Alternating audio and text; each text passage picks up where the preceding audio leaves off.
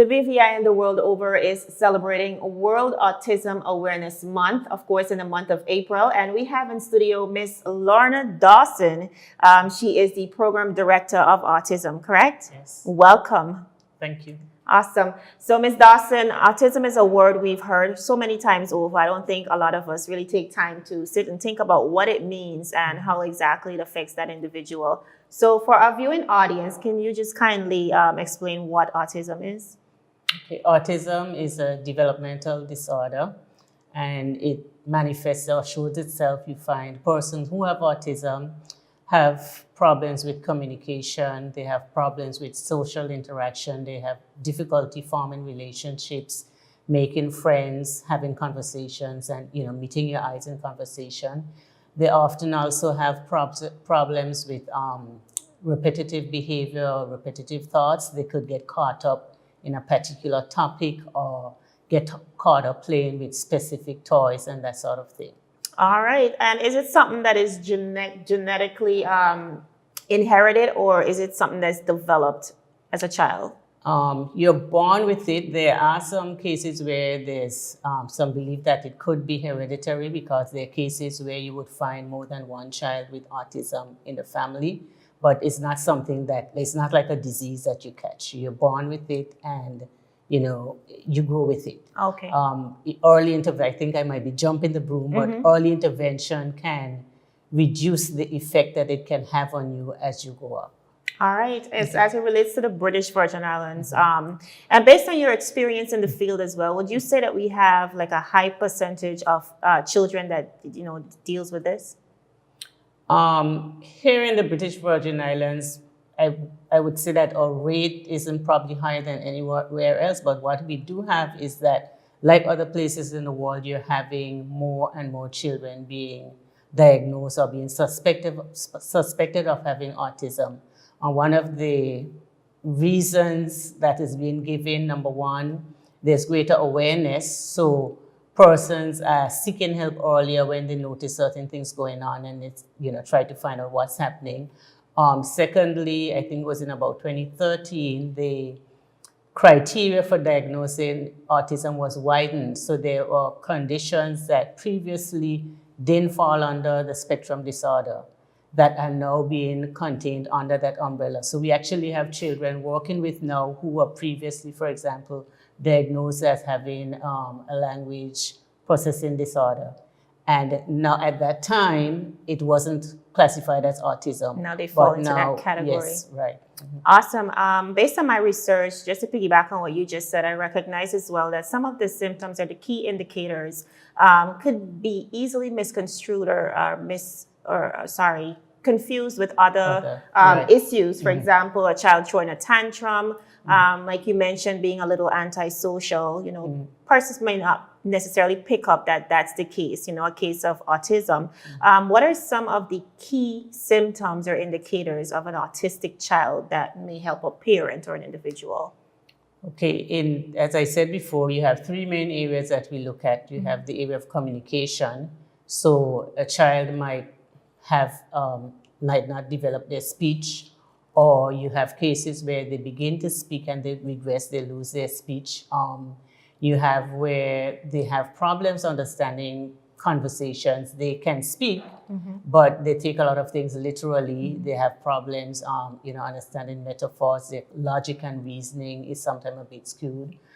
In terms of repetitive behavior, they can be fixated on a particular toy or particular activity or topic. And if you take it away, it becomes a major problem. Right. And also the social interaction, sometimes not wanting to be touched or not being able to meet your eyes. You might hear some parents who have found that their children have autism. Some of their first concerns was the baby not responding the way other babies responded, or they're not getting that warmth from the baby. Yes, it can be confused with other challenges that children may have. So one of the things in diagnosing, you don't just pick out one and say, okay, this child has autism. It's done like with a rating scale. So you have to have a certain number of, showing a certain number of areas in each of those sections before you can be diagnosed with autism. And it's done over a period of time, observation, and extensive interview, watching how the child interact with play, toys, pretend play, and that sort of thing. All right. What about schooling locally? I'm not sure if these kids are integrated into our regular school system, or is there specialized education, educational facilities provided for them? Okay. In most cases, our children start off, whatever disability, they usually start off in preschool, daycare, preschool. And sometimes that's where you begin to, even if the parents themselves have not noticed or might be in denial, notice something is going on, usually the persons in the preschool would pick up, right? And call with the education or us at social development and say, I have this child, I'm noticing whatever is going on with this child. So at that stage, since 2012, the Autism Center is opened, and we've started to work with them from at that stage. Going into school depends on the severity of how it affects the child. Some of them are in regular mainstream schools. We have a few who are in the Esin Henley Rishi Learning Center, which is the school for children with special needs. We also last year in 2017, I think it was 2017, we started, education started a therapeutic kindergarten, which is now housed at Burgess Bay Alexandrina Medieval Primary School. It doesn't just have children with autism, but children who had other Special delays. needs. Okay. And the reason that got started was that in our work from the Autism Center, working with the children in the preschools, we realized that we were having quite a number of children. We had like a total of about 10 children with varying delays who we recognized would have problems entering into the regular mainstream school if they did not have support. And we also, when I say support, like a teacher's aide to be with them one-on-one. Right. We also recognize that financial constraints would have prohibited education department being able to assign an aide to each of those students.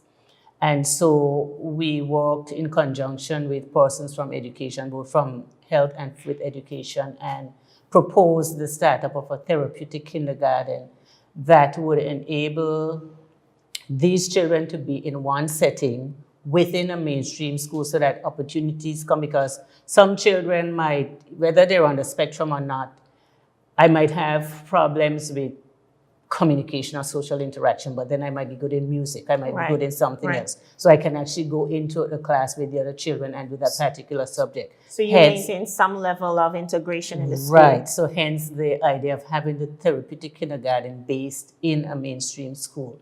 So, and the idea was that then you can concentrate whatever resources are needed to work with those children within a single setting, as opposed to trying to spread them beyond where they can be spread.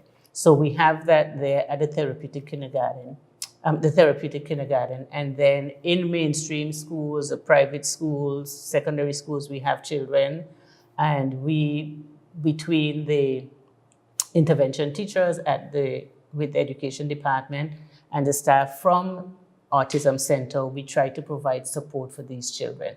Some we work with them one-on-one. Others, they're at a level where we might just offer support, keep a check on them. For example, we had this one child, when he started off, when he was first introduced to us, he was, I think, about 3. Okay. We use what we call a childhood autism rating scale as a first point of referral. We use it as a rating scale where we observe the child, the behaviors under those 3 areas. We also give a questionnaire to parents. And then based on that, on the scoring, it would say, okay, this child shows minimal to no symptoms of autism, severe symptoms of autism. And this child showed symptoms of autism. And so we began working with him. Mm-hmm. We had to wait because we would only do a screening. We don't diagnose. We have to refer for the diagnosis. Right.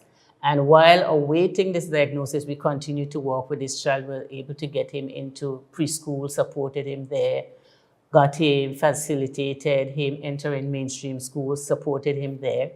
By the time the time came for him to be diagnosed, although he was showing symptoms, it was not significant enough for him to be classified as having autism. Wow. Okay, so it probably meant that he really didn't have autism to begin with, but was just showing a lot of the symptoms. Now, so he's doing quite well academically, and we had a challenge with staffing. So he was one of the students we sort of put on a consult basis. We weren't seeing him weekly, but would check in with the school from time to time, or the school would call us about concerns. And a couple weeks before last term ended, the school called and said, you know, we're having some issues with him, with his social interaction with his peers, and we need your help. So we picked him back up, and we started seeing him and working with him on that sort of issue. That's wonderful. So you're based at the Autism Center, and recently we saw the center being gifted with a brand new playground for the kids. I'm sure you're pretty excited about that. So tell us, how was that received by the team as well as the children? Very, very well. First of all, since we usually keep camps for the children during the vacation time, because many of them sometimes are not included in other camps that are going on. So over the years, we've been keeping camps, and we also include children who don't have disabilities, because we found that in that small setting, it helps us to help them learn how to interact socially, you know, and deal with any challenges that they're having. So since the hurricane, we've not really been able to keep any camps. We just moved back into the building in January. So for this month, for on the 2nd, on World Autism Awareness Day, we had as many of them in as we could, just for them to get to be with one another again. And some of them before that had been coming in one-on-one, but most of them had not been, so they hadn't seen what was happening on the playground. And they're saying they want to go and play in it, but it wasn't quite finished. So when it was finished and we handed over on Friday, they were there. We were finished from about maybe 11, before 11. And they played. They weren't thinking about lunch. We had to call them up for lunch, and after lunch they wanted to go back down again, but we weren't able to go down again. Yes, but it was well received. We recognize that play is very important, and we welcome the opportunity. We're glad that we have the playground back, that we can actually take them out there, help them, you know, even with fine and gross motor skills and that sort of thing. This one little child, I had to be walking with him to get him down the fireman's pole. Nice. And, you know, his mom was surprised that he actually did it. She asked if I went down with him. I said, no. Just a little encouragement needed.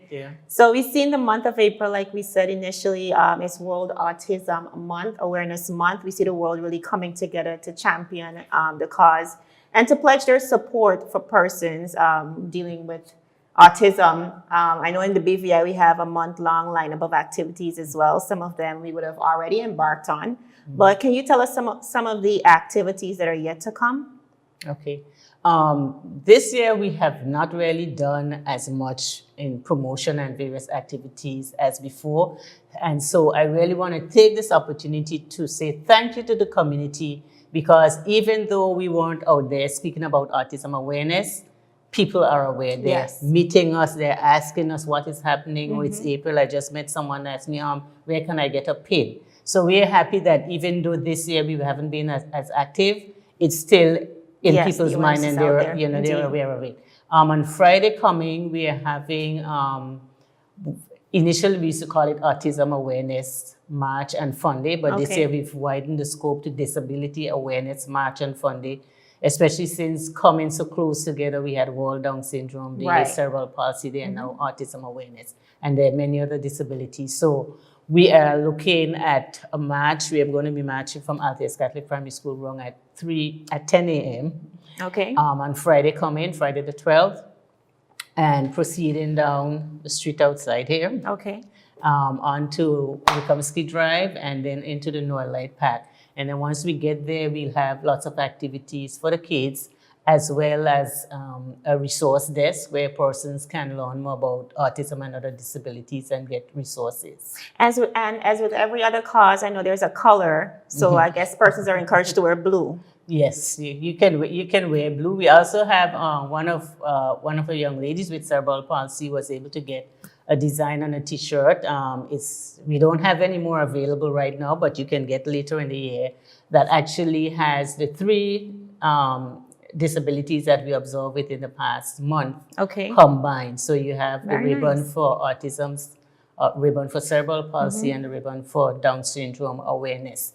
But blue is a general color for autism, and it's also the color for child abuse prevention. So we are all in the same department, so it's all one thing. I even saw like cupcakes being sold. Yes. I see t-shirts being printed. So it's all for a great cause.